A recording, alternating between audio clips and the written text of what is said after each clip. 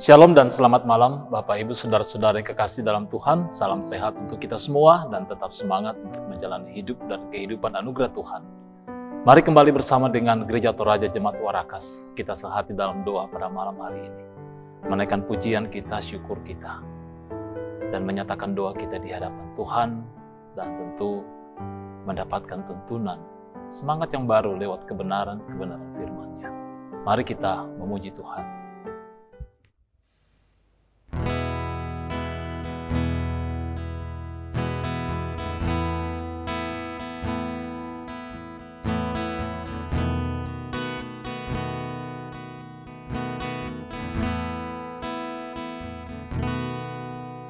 Bagaikan bejana siap dibantu,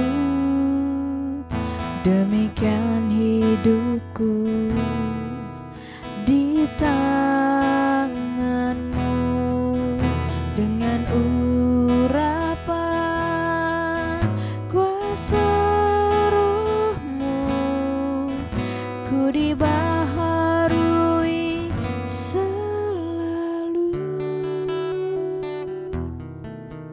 jadikanku alat dalam rumah-Mu. Inilah hidupku di tangan-Mu. Bentuklah seturut kehendak-Mu.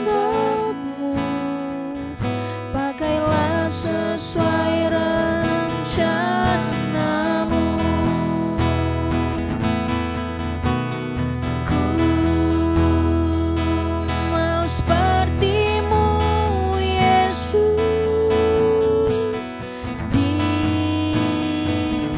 Sempurnakan selalu dalam segenap jalanku, memuliakan nama-Mu. Ku mau seperti-Mu, Yesus. Sempurnakan selalu dalam segenap jalanku, memuliakan nama-Mu, memuliakan nama-Mu.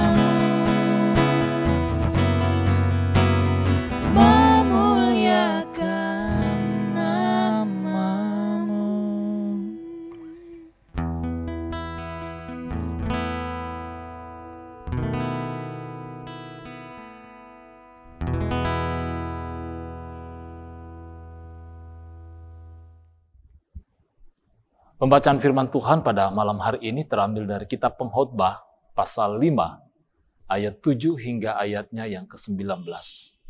Mari kita berdoa. Kami mengucap syukur ya Allah, ya Tuhan kami, Bapa kami di dalam Yesus Kristus. Engkau mau berfirman dalam kehidupan kami pada malam hari ini lewat sehati dalam doa. Berkati kami, kuatkan dan tuntun kami, ya Roh Kudus, untuk memahami, untuk merenungkan dan memberitakan kebenaran firman-Mu ini. Berfirmanlah kepada kami telah sedia untuk mendengarnya. Ampuni kami dari segala salah dan dosa kami. Dalam nama Yesus Kristus kami berdoa dan mengucap syukur. Amin. Pengkhotbah pasal 5 ayat 7 hingga ayatnya yang ke-19, firman Tuhan memperkatakan demikian. Kalau engkau melihat dalam suatu daerah orang miskin ditindas dan hukum serta keadilan diperkosa, janganlah heran akan perkara itu, karena pejabat tinggi yang satu mengawasi yang lain. Begitu pula pejabat-pejabat yang lebih tinggi mengawasi mereka. Suatu keuntungan bagi negara dalam keadaan demikian ialah kalau rajanya dihormati di daerah itu. Siapa mencintai uang tidak akan puas dengan uang, dan siapa mencintai kekayaan tidak akan puas dengan penghasilannya. Ini pun sia-sia. Dengan bertambahnya harta, bertambah pula orang-orang yang menghabiskannya. Dan apakah keuntungan pemiliknya selain daripada melihatnya? Enak tidurnya orang yang bekerja, baik ia makan sedikit maupun banyak. Tetapi kekenyangan orang kaya sekali-kali tidak membiarkan dia tidur. Ada kemalangan yang menyedihkan kulihat di bawah matahari. Kekayaan yang disimpan oleh pemiliknya menjadi kecelakaannya sendiri. Dan kekayaan itu binasa oleh kemalangan, sehingga tak ada suatu pun padanya untuk anaknya. Sebagaimana ia keluar dari kandungan ibunya, demikian juga ia akan pergi, telanjang seperti ketika ia datang, dan tak diperolehnya dari jerih payahnya suatu pun yang dapat dibawa dalam tangannya. Ini pun kemalangan yang menyedihkan. Sebagaimana ia datang, demikian pun ia akan pergi. Dan apakah keuntungan orang tadi yang telah berlelah-lelah menjaring angin? Malah sepanjang umurnya ia berada dalam kegelapan dan kesedihan, mengalami banyak kesusahan dan kekesalan. Lihatlah, yang kuanggap baik dan tepat ialah kalau orang makan, minum, dan bersenang-senang dalam segala usaha yang dilakukan dengan jerih payah di bawah matahari selama hidup yang pendek, yang dikaruniakan Allah kepadanya. Sebab itulah bahagiannya. Setiap orang yang dikaruniai Allah kekayaan dan harta benda dan kuasa untuk menikmatinya, untuk menerima bahagiannya, dan untuk bersuka cita dalam jerih payahnya, juga itu pun karunia Allah. Tidak sering ia mengingat umurnya, karena Allah membiarkan dia sibuk dengan kesenangan hatinya. Demikian pembacaan firman Tuhan, berbahagialah kita semua. Amin. Saudara-saudara yang kekasih sidang jemaat yang sepengharapan dalam Kristus, tema renungan kita malam ini, harta dunia bukanlah tujuan akhir. Saudara-saudara yang kekasih, apa yang menjadi tujuan daripada hidup kita? Mungkin banyak hal yang tentunya menjadi jawaban kita. Tujuan hidup saya adalah bagaimana saya bisa membahagiakan keluarga saya. Tujuan hidup saya adalah bagaimana kehidupan saya bermakna di hadapan Tuhan dan juga bagi sesama. Nah, saudara-saudara yang kekasih, apakah mengumpulkan harta sebanyak-banyaknya selagi mumpung kita masih hidup adalah hal yang menjadi tujuan kehidupan kita? Jika seseorang sudah memiliki kekayaan yang melimpah misalnya, apakah hidupnya bahagia? Firman Tuhan atau pembacaan kita malam ini ditulis oleh Raja Salomo. Salomo yang kita kenal adalah seorang raja yang terkenal dengan hikmah dan kekayaan yang melimpah. Menyatakan bahwa kekayaan duniawi itu adalah kesia-siaan. Dan kita mendapati itu. Kata kesia-siaan berulang-ulang kali, atau istilah menjaring angin, senantiasa disebut oleh Salomo dalam kitab Pengkhotbah. Nah, ternyata saudara-saudara, memiliki kekayaan tidak dengan serta-merta membuat seseorang hidup dalam kebahagiaan. Memang kekayaan itu penting, tapi tidak menjamin bahwa orang mengalami, merasakan, menikmati kebahagiaan yang sejati dalam kehidupannya. Salomo berkata, siapa mencintai uang tidak akan puas dengan uang. Dan siapa mencintai kekayaan tidak akan puas dengan penghasilannya. Dan ini pun sia-sia. Dan juga ada pernyataan dalam pembacaan kita tadi. bahwa kekenyaan orang kaya sekali-kali tidak membiarkan dia tidur. Karena mungkin sering memikirkan kekayaannya. Ya, jangan sampai bahwa ada yang curi. Ya, jangan sampai ada orang yang memanfaatkannya untuk dirinya sendiri. Nah, orang kaya selalu tidak tenang dalam hidupnya. Tidur pun tidak bisa nyenyak, sebab mereka selalu memikirkan kekayaannya. Nah, sungguh benar apa yang dikatakan Alkitab. Karena di mana hartamu berada, di situ juga hatimu berada. Dan oleh karena ketidakpuasannya, orang kaya selalu berupaya bagaimana cara meningkatkan kekayaannya. Banyak sekali fakta, orang-orang kaya tersandung dalam berbagai kasus penipuan, korupsi, dan sebagainya. Nah, hal ini saudara-saudara semata-mata karena mereka ingin memperoleh kekayaan dengan jalan pintas, di luar daripada kehendak anugerah Tuhan. Nah, firman Tuhan tak pernah berhenti untuk mengingatkan kita kepada orang-orang kaya di dunia ini agar mereka jangan tinggi hati dan jangan berharap pada sesuatu yang tidak tentu seperti kekayaan. Melainkan pada Allah yang dalam kekayaannya memberikan kepada kita segala sesuatu untuk kita nikmati. Kita dapat lihat itu dalam pertama Timotius pasal 6 ayat 17.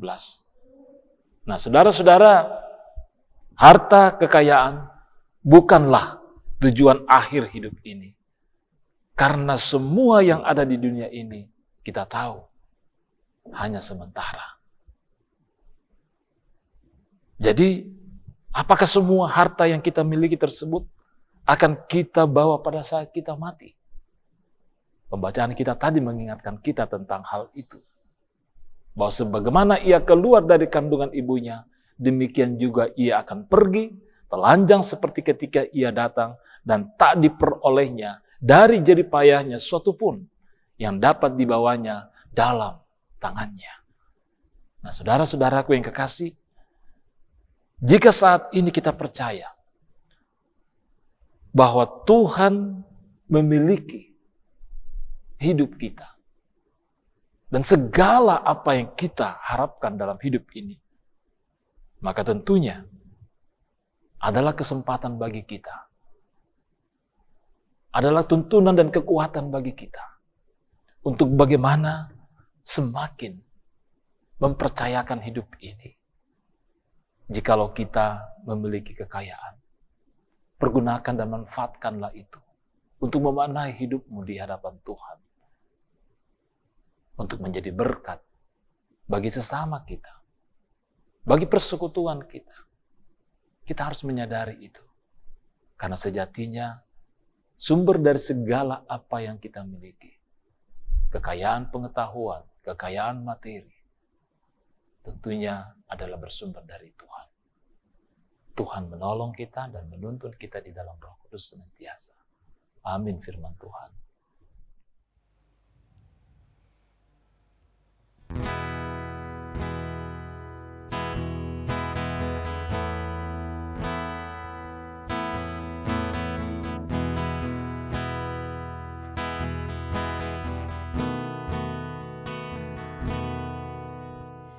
Tuhan, ku mau menyenangkan-Mu. Tuhan, bentuklah hati ini jadi bejana untuk hormat-Mu. Cemerlang bagai emas murni. Tuhan, ku serahkan hatiku, semua ku berikan padamu. Kuduskan hingga tulus selalu, agar aku menyenangkan-Mu.